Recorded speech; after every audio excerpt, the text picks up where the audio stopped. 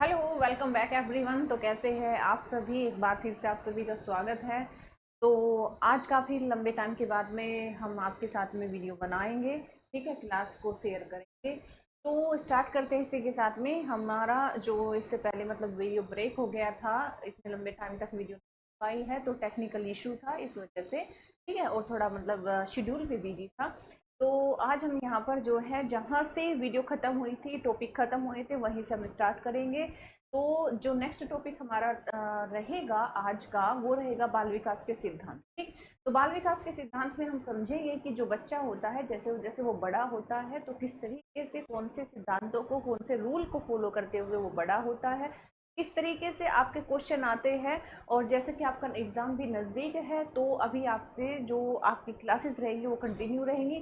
ठीक, चलिए स्टार्ट करते हैं। पहली बार आप चैनल पर आए हैं तो चैनल को कर लेंगे सब्सक्राइब। अब हम करते हैं यहाँ पर स्टार्ट। सबसे पहले यहाँ पर देखेंगे आज का टॉपिक। हमारा आज का टॉपिक है बाल विकास के सिद्धांत। ठीक है, अगर आप थोड़ा बहुत पहले पढ़ चुके हैं तो बहुत अच्छी बात है, और अगर नहीं पढ़े हैं तो इसे समझना बेहद जरूरी है, क्योंकि यहाँ क्वेश्चन आपका निश्चित तौर पर आता है। प्रीवियस ईयर में भी आया हुआ है, इस बार भी आएगा, क्योंकि यहाँ से क्वेश्चन आना तय है। 1 नंबर का भी हो सकता है, 2 नंबर का भी हो सकता है। ठीक है, तो लास्ट टाइम इसमें से 2 नंबर का क्वेश्चन बना था। क्वेश्चन हम लास्ट में डिस्कस करेंगे नेक्स्ट वीडियो में। अभी हम पहले जो है थ्योरी को समझ लेते हैं, कहाँ से किस प्रकार से क्वेश्चन बनते हैं, ये समझना बेहद जरूरी है। तो देखिए, यहाँ पर हम 8 से 9 प्रकार के सिद्धांतों के बारे में जानेंगे, और जो सबसे ज़्यादा इम्पोर्टेंट है, जो आपको कंफ्यूज करता है, वो भी हम यहाँ पर जो है समझेंगे। लेकिन आपको ध्यान रखना है कि आप एक एक वर्ड को बहुत बेहद अच्छे तरीके से समझें, क्योंकि वर्ड को ही घुमाकर वो क्वेश्चन आपके गलत कर देता है। ठीक, तो आपको फोकस करना है किस पर, जिस तरीके से मैं एक्सप्लेन करूँ, कहाँ पर चीज़ों को घुमाया जा सकता है, उस चीज़ को जो है आप नोटिस करते हुए चलेंगे। तो सबसे पहले हम यहाँ पर देखेंगे कि विकास के सिद्धांत बेसिकली होते क्या है, सिद्धांतों के बारे में जानेंगे। ठीक, चलिए अब हम पेन ले लेते हैं, एक बार चेक कर लेते हैं पेन सही है कि नहीं है। ओके, स्टार्ट करते हैं। ठीक, विकास के सिद्धांत, प्रिंसिपल ऑफ डेवलपमेंट।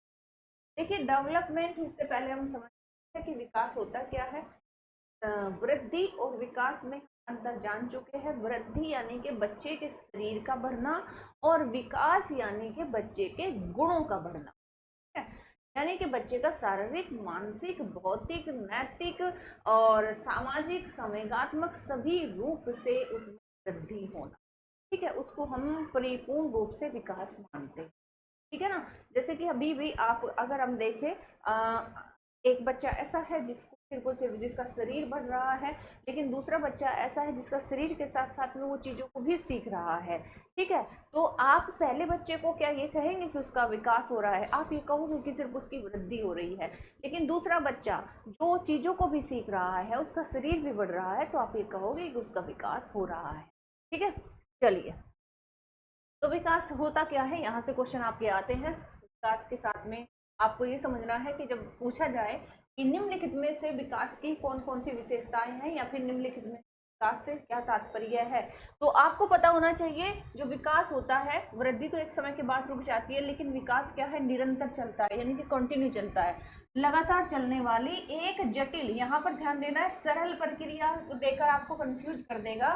तो आपको देना फोकस करना है कि वो सरल नहीं होती है, विकास की प्रक्रिया सरल नहीं होती है, जटिल होती है। तो जटिल प्रोसेस है। ठीक है, जो गर्भाधान से लेकर कहीं पर आपको जन्म का ऑप्शन मिल जाएगा, तो कहीं पर गर्भाधान का मिलेगा। ठीक है, तो वो गर्भाधान से लेकर, यानी कि जब बच्चा माँ के गर्भ में आता है, कॉन्सेप्शन पीरियड से लेकर बोम टू टॉम तक चलती है। ये जीवन पर्यंत चलने वाली प्रक्रिया है। यह धीरे धीरे, ये अचानक से ये परिवर्तन नहीं आता है, अचानक से क्या नहीं होती है, ध्यान रखना है। होती कैसे है, ये धीरे धीरे होते हैं, यानी कि आप धीरे धीरे चीजों को सीखते हैं। एकदम से थोड़े ना सब कुछ सीख लेते हो। जैसे जैसे आपकी आयु आती है, आपकी आयु के अनुसार ही तो चीजों को सीखते हो। एकदम से अचानक से सब कुछ थोड़े ना सीख जाते हो। ठीक है, तो धीरे धीरे क्रमबद्ध, यानी कि सीक्वेंस होता है, सीक्वेंस होता है। जैसे आप पहले जैसे बच्चे को लगा लो, अब बच्चा क्या करता है, बच्चा क्या करता है कि अचानक से दौड़ना थोड़ी ना शुरू कर देता है। अरे पहले वो घुटनों के बल, जो पहले वो बैठना सीखेगा, फिर घुटनों के बल चलना सीखेगा, फिर खड़ा होना सीखेगा, तब वो चलना सीखेगा। तो हुआ ना ये धीरे धीरे, तो विकास धीरे धीरे होता है, अचानक से नहीं हो जाता है। यहाँ पर तात्पर्य सीखने से है, गुणों में वृद्धि से है, ठीक है। तो वो गुणों में वृद्धि धीरे धीरे होती है, अचानक से नहीं होती है। उसका एक सीक्वेंस होता है, जिससे मैंने अभी आपको बताया, क्रमबद्ध तरीके से चीजें होती है। तो विकास कैसा होता है, क्रमबद्ध तरीके से होता है, ठीक है, सीक्वेंस होता है उसमें, एवं निश्चित समय पर होता है। अगर किसी बच्चे का विकास आप चाहो कि समय से पहले हो जाए, वो रेयर केस होता है। कोई कोई छोटा बच्चा होता है ना, कुछ को बहुत ज्ञान होता है, वो रेयर केस होता है, एक्सेप्शनल केस होते हैं। नहीं तो यहाँ पर ये देखा जाता है कि ऐसा केस नहीं होता है नॉर्मली, ठीक है। तो जनरली क्या देखने को देखा जाता है कि एक निश्चित समय पर होता है, यानी कि जब बच्चा सहसवावस्था में आएगा तो सहसवावस्था का ज्ञान प्राप्त करेगा, बाल्यावस्था में आएगा तो बाल्यावस्था का ज्ञान प्राप्त करेगा, किशोर अवस्था में आएगा तो किशोर अवस्था का। अब आप ये सोचो कि सहसवावस्था में ही वो किशोर अवस्था जितना मैच्योर, समझदार, इंटेलिजेंट हो जाए, क्या ये पॉसिबल है? नहीं। उसका एक फिक्स टाइम होता है, निश्चित समय पर ही जो है विकास होता है। इसीलिए हमें समय से पहले बच्चों पर क्या नहीं करना चाहिए, कम आयु में ही सब बातों को समझने पर जोर नहीं डालना चाहिए। अगर कोई शिक्षिका, अगर कोई पेरेंट्स किसी छोटे बच्चे को स्कूल में डाल रहे हैं, 3-4 साल, 4-5 साल के बच्चे को, और वो चाहते हैं कि जो जितना उसको पढ़ाया गया है वो सब कुछ उसको याद रहे, तो ये क्या है, ये कमी है। एक कमी को दर्शाता है कि उन्हें मनोविज्ञान का ज्ञान नहीं है, वो नहीं जानते हैं कि समय से पहले बच्चा कुछ नहीं पाएगा। समय से पहले बच्चे को ज्ञान देना भी एक उसके ऊपर बोझ लादना है। आजकल बस्तों के जो बोझ है ना, जो उनके बैग होते हैं, बैग का साइज बच्चों के साइज से बड़ा होता है, ये देखा जाता है। मतलब वो इतने भी कैपेबल नहीं होते हैं कि अपना बैग खुद लेकर वो चल पाए। उनके साथ में जो है वो लगाई जाती है, क्या बोलते हैं, मतलब स्टाफ लगाया जाता है, एक बैग ले जाएगा, दूसरा मतलब पेरेंट्स छोड़ने आते हैं तो उसको फादर या मदर ही उसके बैग को उठा सकते हैं, बच्चा नहीं उठा सकता।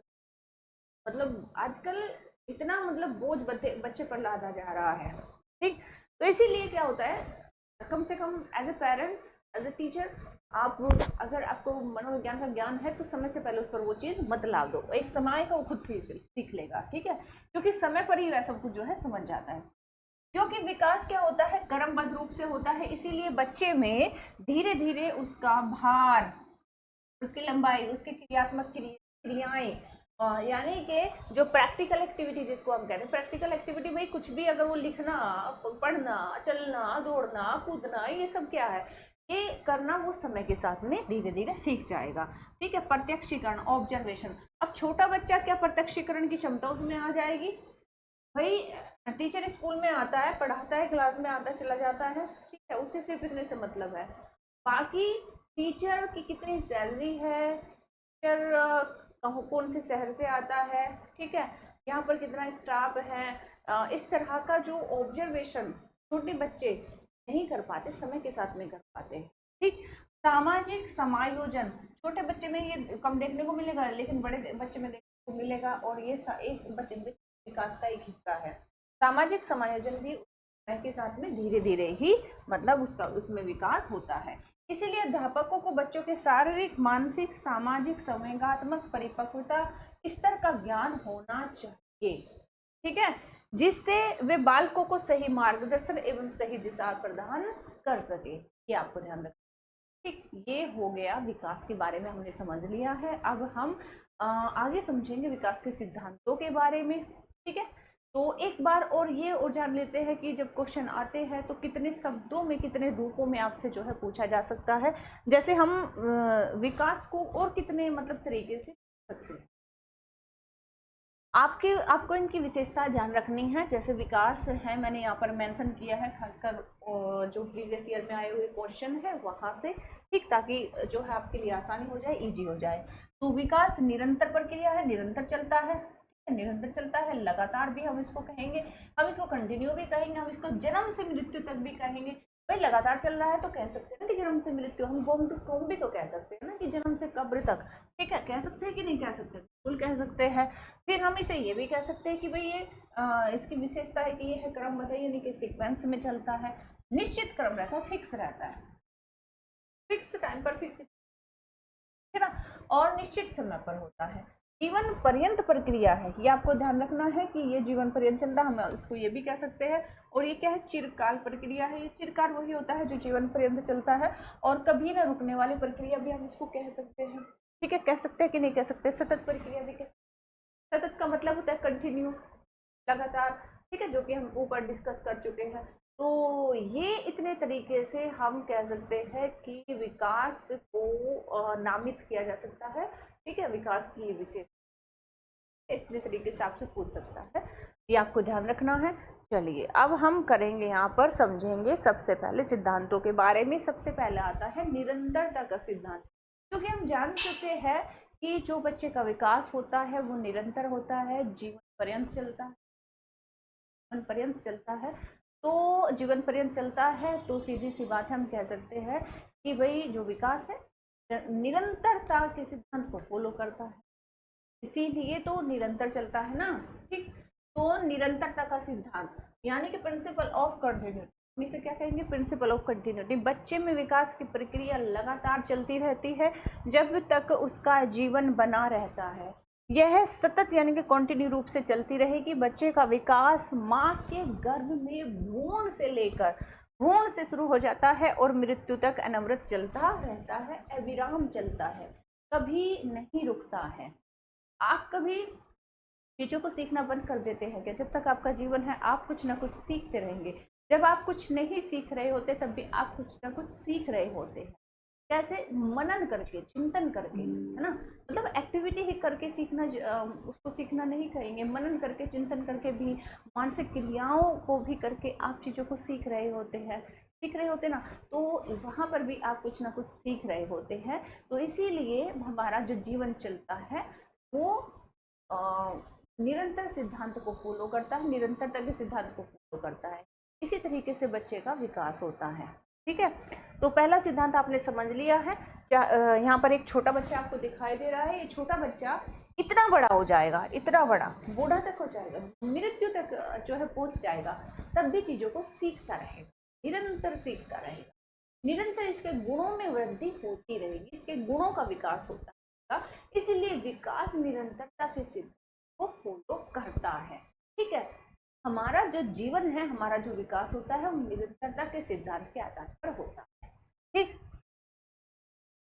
इसीलिए विकास में कोई आकस्मिक परिवर्तन नहीं होते, लगातार बढ़ते रहने से, जैसे एक पेड़ भी जो है पौधा बन जाता है, पौधा जो है वैसे ही मतलब पेड़ बन जाता है, वैसे ही एक शिशु होता है, शिशु से एक वयस्क बन जाता है। और इसमें क्या होता है, इसमें एक फिक्स यानी कि निश्चित क्रम होता है।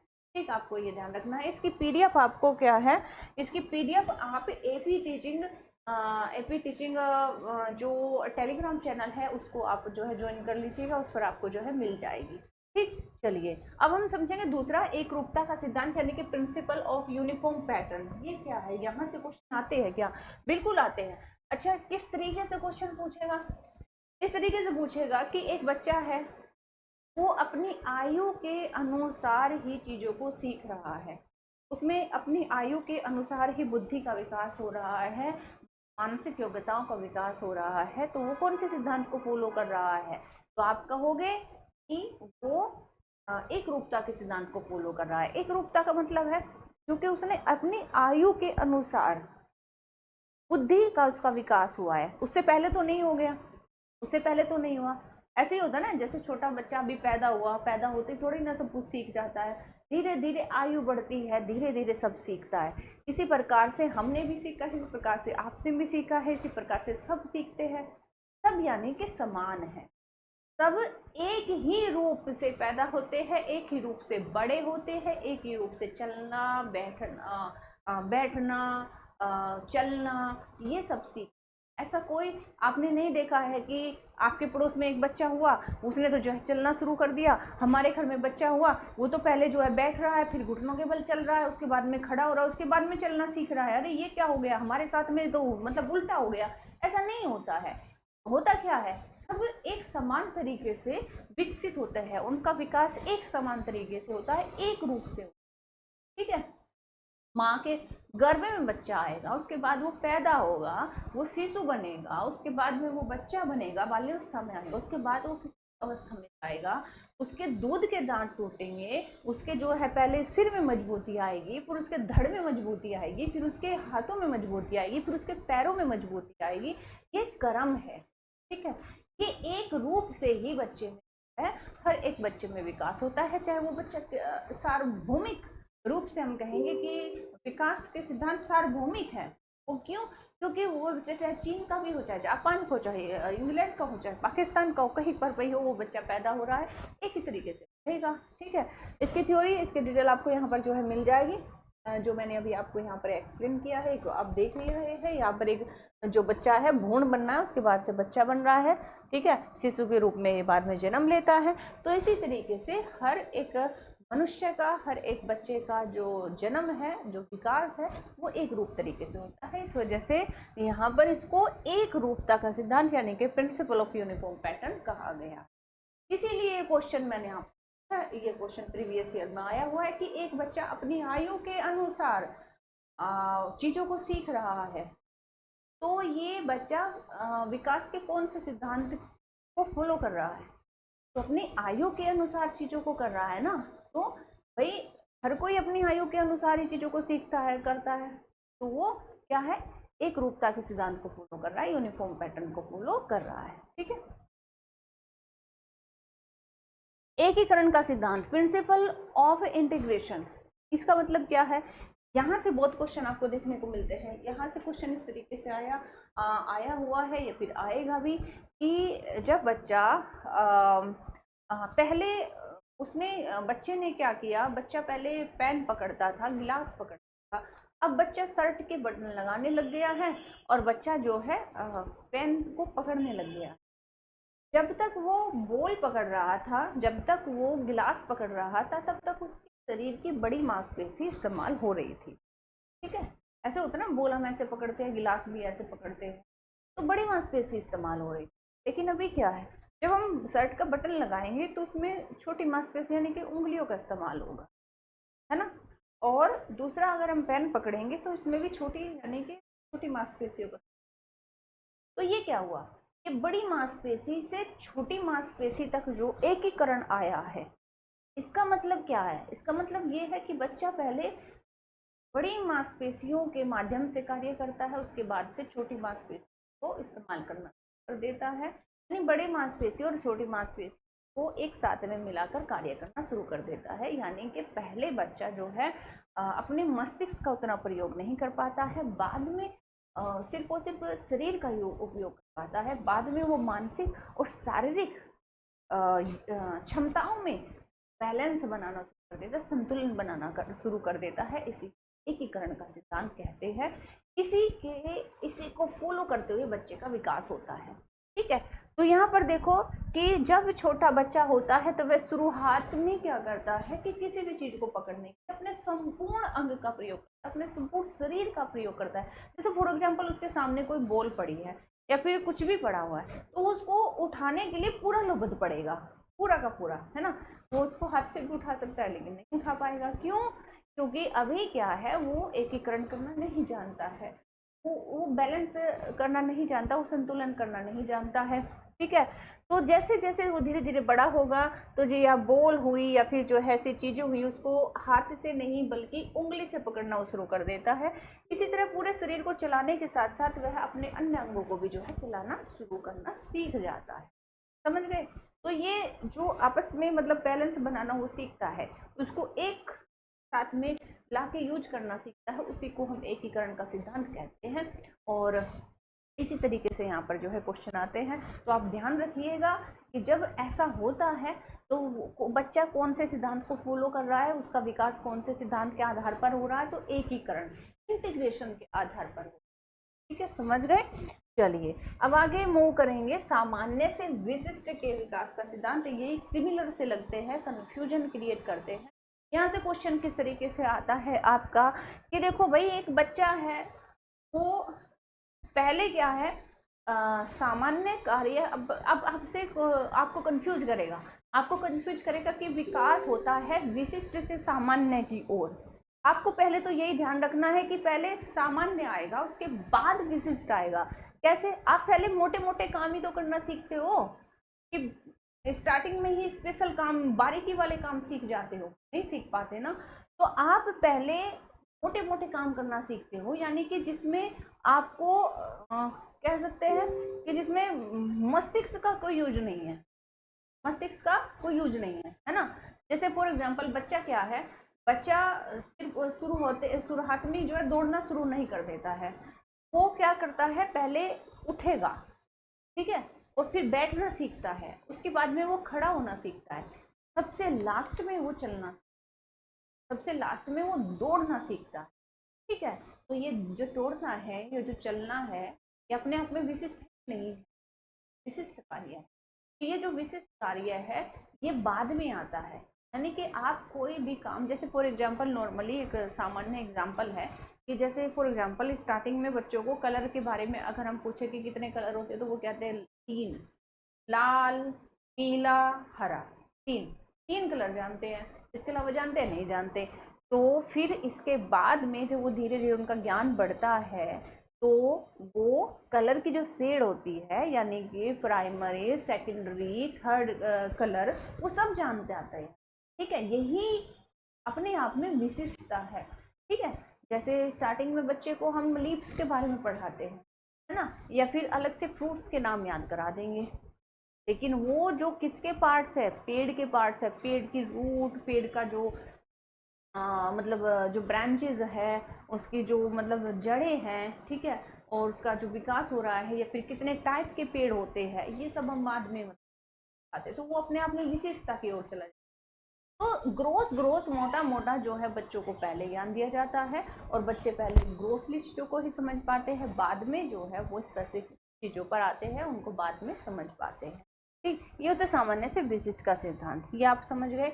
अब विकास की दिशा का सिद्धांत, जहाँ से क्वेश्चन आपका निश्चित तौर पर हर बार आ चुका है, प्रीवियस ईयर में देखा जा चुका है, आता ही है, लास्ट ईयर भी आया हुआ है, इस बार भी जो है पूरी संभावना है कि आएगा, ठीक। यहाँ से क्वेश्चन किस प्रकार से आते हैं, तो सबसे पहले तो आपको समझना है कि विकास की दिशा का सिद्धांत होता क्या है। जैसे मैंने आपको बताया कि एक बच्चा बढ़ता है, शारीरिक रूप से भी बढ़ता है, मानसिक रूप से भी बढ़ता है, ठीक है, यानी कि उसके गुणों में वृद्धि होती है। तो जब वो शारीरिक रूप से बढ़ता है तो उसमें भी वो 2 प्रकार से बढ़ता है। कैसे? एक तो वो बढ़ेगा सिर से पैर की तरफ, यानी कि उसके पहले सिर में मजबूती आएगी, फिर उसके धड़ में मजबूती आएगी, ठीक है, उसके हाथों में मजबूती आएगी, उसके बाद से उसके पैरों में मजबूती आएगी। हम चित्र के साथ में इसको समझेंगे, ठीक है। और दूसरी मजबूती आती है रीढ़ की हड्डी, यहाँ पर जो बैक में होती है, ठीक है, रीढ़ की हड्डी से, जिसको हम केंद्र में, सेंटर में मानते हैं, सेंटर से बाहर की ओर, यानी केंद्र से बाहर की, ठीक है। तो यहाँ पर बच्चे का विकास 2 तरीके, ओके। तो सबसे पहले हम समझ लेते हैं कि जो सिर से पैर की तरफ होता है उसको हम क्या बोलते हैं। तो विकास की दिशा का हम उसको सिद्धांत कहेंगे। सबसे पहले जो सिर से पैर की तरफ होते हैं उसको हम सिर पदाभिमुख, सिर का मतलब सिर होता है, पद का मतलब पैर होता है, और मुख का मतलब पैरों की तरफ मुख, सिर पदाभिमुख, ठीक है। हम इसको हिंदी में ऐसे कहेंगे, मस्ताधोमुखी, मस्तक के बिल्कुल अधोमुखी झुका हुआ, उसके नीचे की तरफ मस्तकोधोमुखी भी उसको बोलते हैं। हम उसको अनुदैर्ध्य, अनुदैर्ध्य का मतलब होता है वर्टिकल, नीचे जाता हुआ ऐसे, ठीक है, वर्टिकल, ठीक है। और हम इसको जो है इंग्लिश में क्या कहेंगे, सेफेलोकॉर्डल प्रिंसिपल। इंग्लिश में बहुत इजी है, इसको ध्यान रखना, इंग्लिश में अगर आप चाहो तो बेहद अच्छा रहेगा, अगर आप याद रख पाओ तो सेफेलोकॉर्डल हम इसको कहेंगे, ठीक है। तो कैप से आप इसको याद रख सकते हैं, कैप हम सर पे लगाते हैं, है ना। सेफेलोकॉर्डल को जो है नीचे, ऊपर से नीचे की तरफ जो विकास बच्चे में होता है, ठीक। तो इसे शीर्षगामी, शीर्ष का मतलब शीर्ष आप समझते हैं ना, शीर्षगामी भी कहते हैं, क्योंकि बच्चे के शरीर का विकास सिर से कहाँ तक, पैर या ऊपर से नीचे के तक अनुदैर्ध्य दिशा में आगे बढ़ता है। आपसे अगर आपको इंग्लिश याद ना रहे, आपको कोई भी वर्ड याद ना रहे, आपको दे दिया कि बच्चे में अनुदैर्ध्य विकास कैसे होता है, केंद्र से बाहर की ओर होता है या फिर सिर से पैर की तरफ होता है, तो कैसे याद रखोगे, है ना। तो ये भी ध्यान रखना जरूरी है, इसीलिए आप इंग्लिश में याद रखो, इंग्लिश में चेंज नहीं होगा, ठीक। हिंदी में वो कुछ भी वर्ड दे सकता है आपको, आप कंफ्यूज हो जाओगे। तो कैसे होता है, सिर से पैर की तरफ होता है, ठीक है। अब आगे देखो, सिर से धड़ जो कि मैं आपको समझा चुकी हूँ। धड़ से पैर के क्रम में शरीर में मजबूती आती है। यही कारण है कि बच्चा चलने से पहले सिर पर नियंत्रण हासिल करता है। आपने देखा ना कि बच्चा पहले अपने सिर जाता है, उसको सिर को उठाना शुरू करता है, उसके बाद धड़ के सहारे शरीर को उठाने लगता है, जिससे वह पलटे भी मार देता है। इस सीने को उठाने लगता है और इसी जब ये उठने लग जाता है ना तो वो पलटे मारना शुरू कर देता है। बेड पर आपने देखा होगा जल्दी जल्दी बच्चा नीचे गिरना शुरू हो जाता है। तो उसके बाद में वह पैरों को घसीटने लगता है और घुटने पल चलना शुरू कर देता है। इस प्रकार यह गामक सिद्धांत, गामक यानी कि मूवमेंट हो रहा है, ठीक है, गामक सिद्धांत का अनुसरण करता है। बच्चे के शरीर में वृद्धि और विकास का लंबवत यानी कि वर्टिकल क्रम चलता रहता है। बच्चे का शीर्षगामी विकास कौन से सिद्धांत को फॉलो करता है? तो आपको ध्यान रखना है कि वो गामक सिद्धांत को फॉलो करता है। यहाँ से क्वेश्चन आया हुआ है, यहाँ से क्वेश्चन आया हुआ है कि वो गामक सिद्धांत को फॉलो करता है, ठीक। और वो विकास किस प्रकार का होता है? वर्टिकल होता है। कैसा होता है? लंबवत, ठीक है, वर्टिकल इस तरीके से चलता है, ठीक।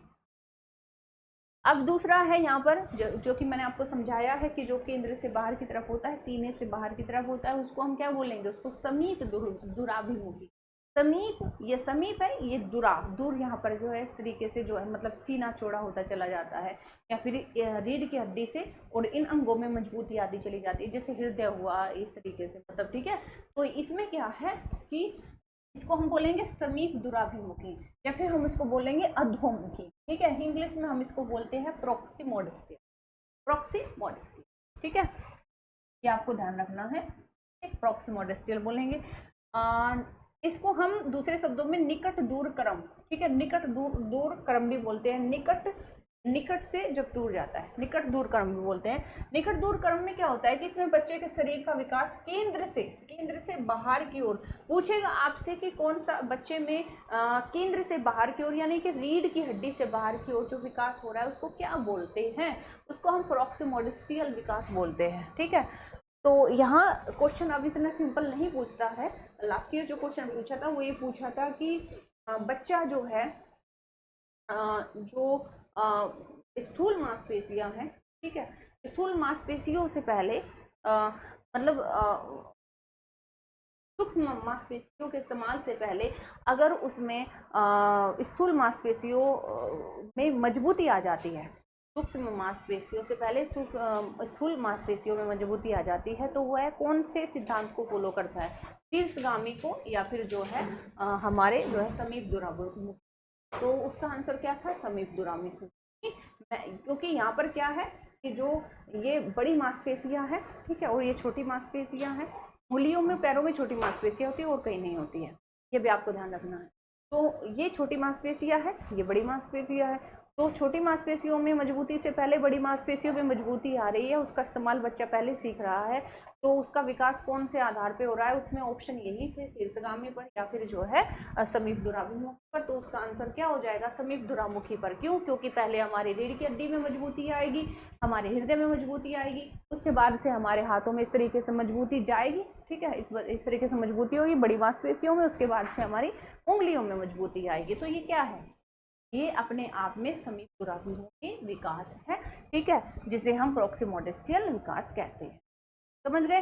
जिसके तहत बच्चे के अंगों में पहले रीढ़ की हड्डी में मजबूती आती है, उसके बाद हृदय में, उसके बाद हाथ की मांसपेशियों में, ठीक है, मजबूती आती है। इसीलिए भुजाओं की मांसपेशियां उंगली से पहले मजबूत होती है, ठीक है।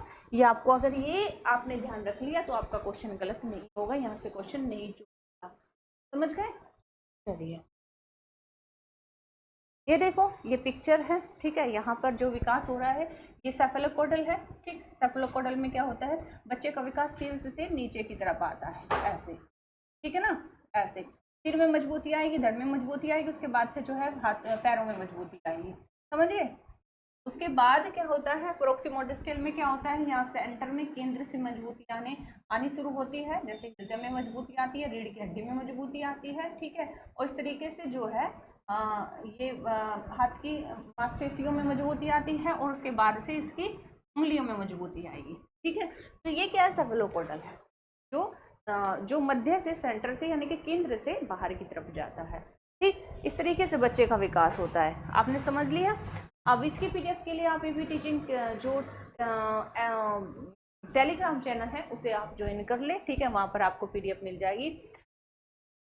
पूर्व अनुमानित भविष्यवाणी का सिद्धांत क्या कहता है? पूर्व अनुमानित भविष्यवाणी, क्या हम पूर्ण रूप से, निश्चित रूप से बच्चे की भविष्यवाणी कर सकते हैं? ये क्वेश्चन आया हुआ है कि विकास के पूर्व अनुमानित सिद्धांत के अनुसार हम बच्चे की निश्चित तौर पर भविष्यवाणी कर सकते हैं, ये गलत हो जाएगा।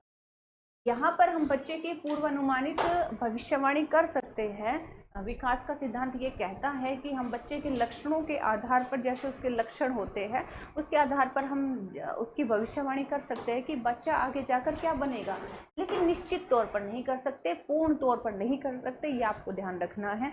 इसीलिए जो है ये क्वेश्चन गलत हो जाएगा, ये कथन आपका गलत हो जाएगा, ठीक है। तो आप यहाँ पर मतलब जो संभावना है, संभवतः, ठीक है, कह सकते हैं अपूर्ण रूप से, ठीक है, कह सकते हैं कि अपूर्ण रूप से या फिर जो है प्रत्याशित भविष्यवाणी की जा सकती है, लेकिन पूर्ण रूप से, निश्चित रूप से नहीं, ठीक, ये आप ध्यान रखेंगे। तो विकास के प्रतिमान पूर्व कथनीय होते हैं, क्योंकि विकास की जो प्रत्येक अवस्था है विशेष प्रकार के गुणों की उत्पत्ति इसमें होती है। तो माता पिता हो या फिर अन्य परिवार के जो सदस्य हो, बच्चे के लक्षणों को देखकर ये कहीं ना कहीं भविष्यवाणी कर देते हैं कि हमारा बच्चा आगे जाकर ये बनेगा। तो भविष्यवाणी की जा सकती है, लेकिन पूर्ण रूप से, निश्चित रूप से नहीं की जा सकती, ये आप जो है इसमें ध्यान रखेंगे, ठीक है। फिर है व्यक्तिगत भिन्नता का सिद्धांत, प्रिंसिपल ऑफ इंडिविजुअल डिफरेंस। क्या कोई भी बच्चा एक जैसा होता है? आपकी क्लास में जितने भी बच्चे आएंगे वो सब एक जैसे होंगे? बिल्कुल नहीं होंगे। कोई दो बच्चे भी एक जैसे नहीं होंगे, आप भी उन बच्चों से अलग होंगे और वो बच्चे जितने भी होंगे वो एक दूसरे से अलग होंगे, भिन्न होंगे। तो कोई दो बच्चा भी एक जैसा नहीं हो सकता है, तो कौन सा बच्चा एक जैसा हो सकता है? जुड़वा बच्चे भी इवन एक जैसे नहीं होते हैं, उनके भी इच्छाएं, गुण अलग होते हैं, ठीक है। तो हर एक बच्चा अपने आप में यूनिक हो जाता है, ठीक है, यूनिक हो जाता है। तो क्यों? क्योंकि उनमें व्यक्तिगत विभिन्नता है। किस कारण, किस आधार पर व्यक्तिगत विभिन्नता है? उनकी रुचियां अलग होंगी, उनकी आदतें अलग होंगी, उनके कौशल स्किल्स अलग होगी, ठीक है, और उनकी इच्छाएं अलग होंगी, उनका इंटेलेक्चुअल लेवल, उनका बुद्धि का स्तर अलग होगा, समझ रहे? तो जाति के आधार पर, आर्थिकता के आधार पर, समाज के आधार पर तो उनमें विभिन्नताएं पाई ही जाती है, लेकिन इस आधार पर भी जो है उनमें विभिन्नताएं पाई जाती है। तो ये भी आपको ध्यान रखना है कि कोई भी बच्चा एक दूसरे से एक जैसा नहीं हो सकता, हर एक बच्चा अलग होने के कारण हर एक बच्चा अपने आप में यूनिक है, अलग है, ठीक। रंग रूप भी अलग होता है, जाति धर्म ये तो सब अलग ही होते हैं, लेकिन वंशानुक्रम के कारण भी जो है यहाँ पर विभिन्नताएं देखी जाती है। इसीलिए उनकी आदतों में, उनकी इच्छाओं में, उनके इंटरेस्ट, उनकी इंटेलिजेंसी, संवेग, सब कुछ अलग जो है यहाँ पर देखने को मिलता है, ठीक। अगर आपसे पूछा जाए कि भाई एक बच्चा चीज़ों को जल्दी एक्वायर कर रहा है आपकी कक्षा में और दूसरा बच्चा देरी से उसको जो है कैप्चर कर रहा है, वो नहीं समझ पा रहा, तो आपके अनुसार ऐसा बच्चा क्यों कर रहा है? यह अंतर आपको देखने को क्यों मिला? क्यों? क्योंकि बच्चे का विकास व्यक्तिगत विभिन्नताओं के आधार पर होता है, यानी कि बच्चों में व्यक्तिगत विभिन्नताएं पाई जाती है, इस कारण से ऐसा जो है हो रहा है। और इसीलिए एक टीचर को मनोविज्ञान का ज्ञान होना चाहिए, बाल मनोविज्ञान का ज्ञान होना चाहिए, ठीक है। नेक्स्ट है वर्तुलाकार बनाम रेखीय प्रगति का सिद्धांत। ये बहुत इंपॉर्टेंट है, principle of spiral versus linear. क्या विकास एक रेखा से चलता है? आप कहोगे कि मैंने तो ये कहा कि विकास जो है एक निश्चित क्रम को फॉलो करता है, तो वो सीधा चलता होगा, वो रेखीय होगा। वो निश्चित क्रम को फॉलो जरूर करता है, वो निश्चित रूप से एक दिशा में जरूर आगे बढ़ता है, लेकिन वो रेखीय नहीं होता, वो स्पाइरल होता है। स्पाइरल कैसे? मतलब बच्चे का विकास जो है, जो उसकी एक अवस्था है अगली अवस्था में वो जा रहा है, जैसे फॉर एग्जांपल वो शैशव अवस्था से वो बाल्यावस्था में एंट्री कर रहा है, तो वो शैशव अवस्था के गुणों को साथ लेकर ही बाल्यावस्था में एंट्री करेगा, ठीक है। उन शैशवावस्था के अनुभवों को ही बाल्यावस्था में ले जाकर एंट्री करेगा, और फिर जब वो किशोर अवस्था में एंट्री करेगा तो वो बाल्यावस्था के गुणों के साथ में जो एंट्री करेगा, बाल्यावस्था में जो उसने अनुभव लिए उनके साथ में जो है उसका आगे विकास होगा। तो वो पीछे छोड़ नहीं देता है चीज़ों को, पीछे की चीज़ों को साथ लेकर चलता है, उसके अनुभवों को साथ लेकर चलता है, और वो पीछे घूमता भी है। कब? जब वो फॉर एग्जाम्पल उसमें किशोर अवस्था में कोई काम कर रहा है, तो वो अपने बैक में जो उसने अनुभव लिए हैं बाल्यावस्था में, जो सीखा है 2-4 साल पहले, तो उसको याद करता है, उसको दोहराने की कोशिश करता है। ठीक है, तो इस वजह से जो विकास है बच्चे में वो स्पाइरल हो जाता है। पीछे की अवस्थाओं को, पिछली अवस्थाओं के अनुभवों को साथ लेने के कारण आगे बढ़ता है। ठीक है, आगे बढ़ता है, इस कारण से हम कह सकते हैं कि विकास जो है वो वर्तुलाकार है, वो जो है स्पाइरल गति से आगे बढ़ता है। ठीक है, समझ गए? जैसे फॉर एग्जांपल ये उसकी जो है शैशवावस्था है, और ये उसकी बाल्यावस्था है, और ये उसकी जो है किशोर अवस्था है। तो जब वो जाएगा कौन सी अवस्था में? यहाँ पर बाल्यावस्था में। ठीक है, और फिर उसके बाद में जो है किशोर अवस्था में, तो यहाँ जो उसने अनुभव लिया है वो इस अनुभव को लेकर ही आगे बढ़ेगा। ऐसे, ठीक है, उसकी जो है गति इस तरीके से चलती रहेगी। समझ गए कि नहीं समझ?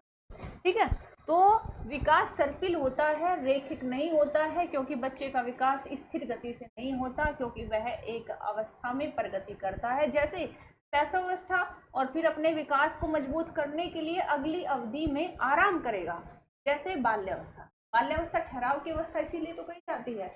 उसने जो शैशवावस्था में सीखा है वो बाल्यावस्था में आते आते उस चीज को, उन चीजों को अनुभव जो उसने लिया है उसमें उसमें वो मतलब मजबूती के लिए, जैसे कहते हैं ना कि आपने एक दिन ज़्यादा पढ़ लिया, अगले दिन आपका माइंड रेस्ट चाहता है। वो क्यों? क्योंकि वो जो लोड पड़ गया है, वो जो लोड बढ़ गया है, उसको एडजस्टमेंट के लिए टाइम चाहिए। तो इसी वजह से बाल्यावस्था एडजस्टमेंट की अवस्था भी कहलाती है। यहाँ पर बच्चा अपने आप को एडजस्ट करता है, उसके शरीर में जो वृद्धि हो गई है, उसके मानसिक विकास जो उसका हो गया है, तो उसका शरीर, उसका मस्तिष्क सभी उसको एडजस्ट कर रहा है। इस वजह से इसको विराम अवस्था, एडजस्टमेंट की अवस्था भी कहा जाता है। यहाँ पर बच्चा ठहराव लेता है, रुकता है। ठीक है, फिर आगे बढ़ता है, फिर जो है वो मतलब वह पीछे मुड़ता है, और फिर सर्पिल की तरह आगे बढ़ता हुआ अगली अवस्था में, यानी कि किशोर अवस्था में जो है प्रवेश करता है। समझ गए कि नहीं समझ गए? ठीक है, अगर बच्चा अपनी पिछली अवस्था के अनुभवों को लेकर अगली अवस्था में प्रवेश कर रहा है, तो ये कौन से सिद्धांत को फॉलो कर रहा है? ये जो है सर्पिल यानी कि स्पाइरल सिद्धांत को फॉलो कर रहा है। इसलिए हम कह सकते हैं कि विकास रेखीय नहीं होता, रैखिक नहीं होता, एक सीधी रेखा में नहीं। हाँ, वो निश्चित क्रम में जरूर चलता है, लेकिन सीधी रेखा में नहीं चलता। ठीक है, समझ गए? अब नेक्स्ट और लास्ट है इसमें जो विकास के जो मतलब जितने भी डोमेन होते हैं, जितने भी आयाम होते हैं। फॉर एग्जांपल बच्चा इमोशनल कितना है, बच्चा सोशल कितना है, ठीक है, बच्चा जो है कॉग्निटिव कितना है, ठीक, बच्चा उसके उसके नैतिक विकास को हम कहो, ठीक है, उसके नैतिक विकास की बात करें, उसके सामाजिक विकास की बात करें, उसके बौद्धिक विकास की बात करें, ठीक है, उसके संवेगात्मक विकास की बात करें, उसके शारीरिक विकास की बात करें, तो ये सभी प्रकार के विकास एक दूसरे से अंतर संबंधित है, इंटर रिलेटेड है, आपस में जुड़े हुए हैं, परस्पर एक दूसरे से अंतर संबंधित है, परस्पर एक दूसरे पर निर्भर करते हैं। जैसे किसी बच्चे का शारीरिक विकास पूर्ण रूप से नहीं हो पाया है, तो उसका सामाजिक विकास भी पूर्ण रूप से नहीं हो पाएगा, सामाजिक विकास में बाधा आएगी, उसके संवेगात्मक विकास में बाधा आएगी, उसके जो है अगर देखें तो भावनात्मक विकास में बाधा आएगी। क्यों आएगी? क्योंकि कम हाइट होने के कारण, उसके शारीरिक विकास में कमी रह जाने के कारण उसे समाज कहीं ना कहीं, उसके दोस्त कम बनेंगे, ठीक है, समाज उसको कम एक्सेप्ट करेगा, उसके शादी ब्याह सब में, परिवार फैमिली बनाने में सब में प्रॉब्लम आएगी। क्यों? क्योंकि उसके शारीरिक एक जो पक्ष है वो कमजोर पड़ गया है। दूसरी तरफ अगर हम देखें कि एक बच्चा बौद्धिक रूप से कम मैच्योर है, उसका बौद्धिक स्तर कम, तो उसका सामाजिक जो विकास है वो भी कम होगा, क्योंकि कम बनेंगे। उसका जो हम देखें एजुकेशनल जो विकास है क्या, वो भी कम होगा, तो उसकी पढ़ाई में कहीं ना कहीं कमी रह जाएगी। ठीक। और दूसरा, उसमें उसके शरीर पे तो खैर नहीं कह सकते कि शरीर प्रभावित होगा, शरीर तो प्रभावित नहीं होगा, लेकिन अन्य पक्ष तो प्रभावित हो रहे हैं। इसी प्रकार से एक पक्ष में अगर कमी रह जाती है तो दूसरे पक्ष को प्रभावित करता है। तो इसीलिए बच्चे का संपूर्ण विकास हम कब मानेंगे, जो वो शारीरिक, बौद्धिक, नैतिक, संवेगात्मक, सामाजिक रूप से सभी पक्षों में कंप्लीटली का विकास हुआ हो। ठीक है, तो तब हम कह सकते हैं कि बच्चे का संपूर्ण विकास हुआ है। अगर किसी एक भी पक्ष में कमी रह गई है तो हम उसके विकास को संपूर्ण विकास नहीं मानेंगे। ये क्वेश्चन आ चुका है। ठीक, आपको ये बात ध्यान रखनी है। तो इसी के साथ में थैंक्स फॉर वॉचिंग। अब हम मिलते हैं नेक्स्ट क्लास में। आई होप आपको ये समझ में आया होगा। इसके रिलेटेड क्वेश्चन हम नेक्स्ट वीडियो में डिस्कस करेंगे और आई होप आप अच्छे से समझे होंगे और एक भी क्वेश्चन आप जो है बिल्कुल गलत नहीं करेंगे, समझने की कोशिश आपने की होगी। नहीं समझ में आया तो दोबारा से आप ज़रूर वॉच करें, समझे कि कहाँ पर जो है आपको चीज़ें क्लियर नहीं हुई हैं। उसके बाद से क्वेश्चनों के साथ में तो क्लियर हो ही जाएगी। तो मिलते हैं नेक्स्ट क्लास में। तो के लिए thank you, take care, bye bye.